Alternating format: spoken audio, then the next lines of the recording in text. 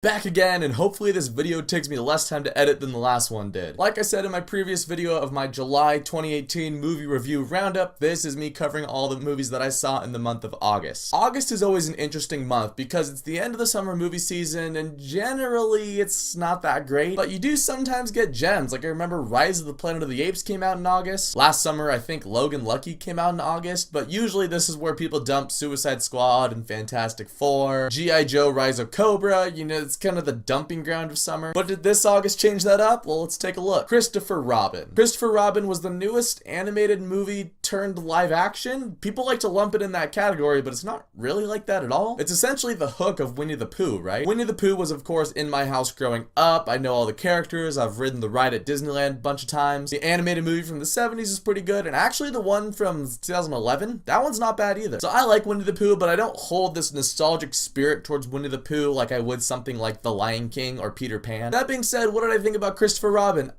It was alright. This was another one of those movies that I saw it and I was like, it was watchable, and there's nothing really completely wrong with it other than the fact that there wasn't anything that really jumped out to me about this one. Ewan McGregor was fine, Haley Atwell was fine. I thought the voices they got to do the characters were really good. Jim Cummings continuing to voice Pooh and Tigger, always great. I found the movie pretty sluggish in the first half and I thought it picked up more in the second half, but I think also one of the bigger drawbacks of this movie is that I've seen a lot of the big emotional beats of this movie in other things like Hook, for example. Now this movie isn't a carbon copy of Hook and it's probably unfair for me to continue to compare it to Hook. But as far as a Disney movie where the protagonist has grown up and he has to remember his childhood, Hook, Christopher Robin, I think Hook did it better. And there's nothing completely wrong with Christopher Robin, I just don't think I'll ever really go back to it. The Meg. The Meg.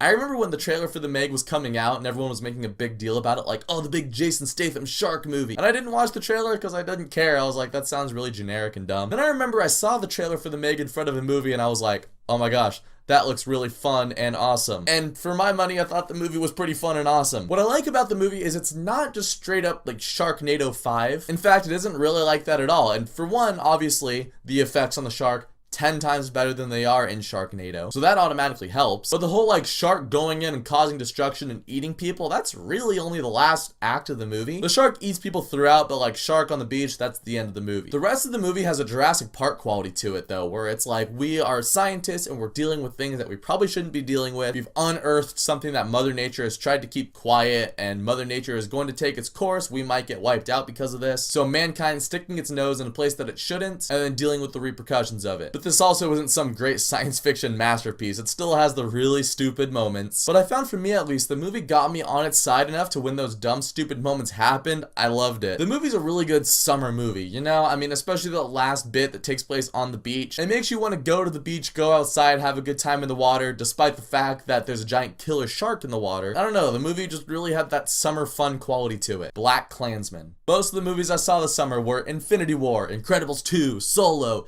Deadpool, Jurassic World, the big budget blockbuster movies. And then there's a movie like Black Klansman, which granted I'm not really in the mood for in the summer. I prefer to save these movies for Oscar season. However, Black Klansman was one of the best movies of the year. It comes from director Spike Lee, which I'm pretty sure the only other movie I've seen by him was Do the Right Thing. But this movie's similar to Do the Right Thing in that it has a lot of dark comedy elements to it, while also keeping up some suspense and tension throughout. I thought Denzel's son, was it John David Washington? Am I getting that name right? I thought he was really good in the movie. I thought Adam Driver was really good. It was fun seeing those two interact. And the story and the premise itself is just so fascinating that you are hooked through the entire movie. It's well shot, well acted, it's relevant, and for me, most importantly, it's really entertaining. For me personally, I think if you have a good message in the movie, but it's not communicated in an entertaining way, then I think people are going to forget about that message. But Black Klansman was really entertaining on top of also being really relevant and powerful to watch. Crazy Rich Asians. I didn't really know what to make of Crazy Rich Asians when they were marketing it, but it got really good reviews, so I went and saw it. And this isn't movie of the year for me, but I thought it was pretty fun. I really liked Constance Wu as the main character, and I liked getting to see this whole crazy lavish world from her perspective. I also really liked seeing this other side of the world. I liked how they put a lot of big emphasis on family and legacy and family traditions, and not in that like family traditions are made to be broken kind of way, but in the way of just like it's a legacy and it's something you can carry on and something you should be proud of. Again, it's not movie of the year, but I really liked it. The Happy Happy Time Murders. Here's a controversial one. I'm a big fan of the Muppets, and I'm a big fan of Brian Henson and his directing. I think Muppet Treasure Island, by the way, is an underrated masterpiece of a movie. Okay, maybe not masterpiece, but I really like it. The Happy Time Murders got slammed by critics. I saw the movie and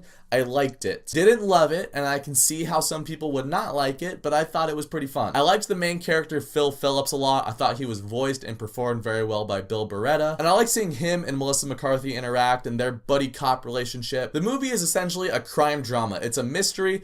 I really like movies like that. I will say one big drawback of the movie, though, is that it's very similar to another crime mystery movie, which was Who Framed Roger Rabbit. And so if you've seen Who Framed Roger Rabbit, you can kind of piece together what's going to happen near the end of the movie. So it doesn't always keep you in suspense, but it doesn't follow that formula to a T. It adds in a couple different things, but for the most part, same plot as Roger Rabbit. The jokes honestly weren't as crude as they pitched in the trailer. Some of the jokes were, and I think some of the jokes did take things too far, and I wasn't that big on them. But for the most part, it was just banter between Melissa McCarthy and Phil Phillips, and also just seeing where this Happy Time gang that is being picked off, where they were in the 90s versus where they are now. Most of the humor just lies in those two elements. The movie's far from great, but I walked out of it a little more entertained than I thought I would be. And that's everything I saw in the month of August. Overall, I thought this summer was pretty good. There were a couple movies that let me down, like Christopher Robin I thought was just okay, Jurassic World Fallen Kingdom I thought was horrible, but looking back on it, there was a lot of really good stuff this summer. But what I want to know is from now until the end of the year, what movies are you guys looking forward to seeing? Off the top of my head, Halloween, Wreck-It Ralph 2, Fantastic Beasts, and Mary Poppins. But anyways, thank you so much for watching this video. If you guys liked it, you can click subscribe and check out some of my other videos,